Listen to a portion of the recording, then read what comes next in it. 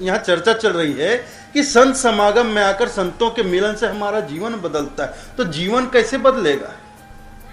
जीवन का बदलना ऐसा नहीं होता है कि अभी हमारे पूंछ नहीं तो धीरे से पूंछ निकल जाएगी।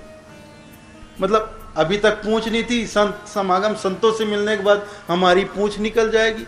सींग नहीं है, 2 सींग निकल आएंगे। इस तरह का परिवर्तन नहीं आना है। परिवर्तन यही आना है कि राम का नाम अभी भी जप रहे हैं, लेकिन राम का नाम राम के लिए नहीं, काम के लिए जप रहे हैं। समझ रहे हो बात को?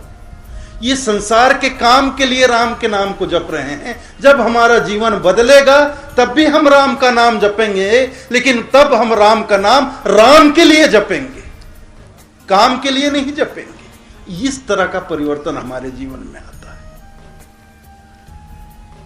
तो ये संत समागम की महिमा है, संतों से मिलन की महिमा है, यह महत्व है। और आप हम कितने सौभाग्यशाली हैं। मैं कितना बड़ा सौभाग्यशाली हूं। मैं तो हृदय से आभारी हूं आप लोगों का कि आपने अपने संत समागम समारोह में मुझे भी आमंत्रित किया है यहां। और देखिए, एक बड़ी बात तो मैं आपसे कहूं, सदगुरु कहते हैं एक घड़ी आधी घड़ी, एक घड़ी आधी घड़ी, आधी से भी आध, इतनी संगत साधु की कोटि न हरे ओ बात। अगर सच्चे हृदय से साधुओं की संगति कर ली जाए, संत समागम कर लिया जाए,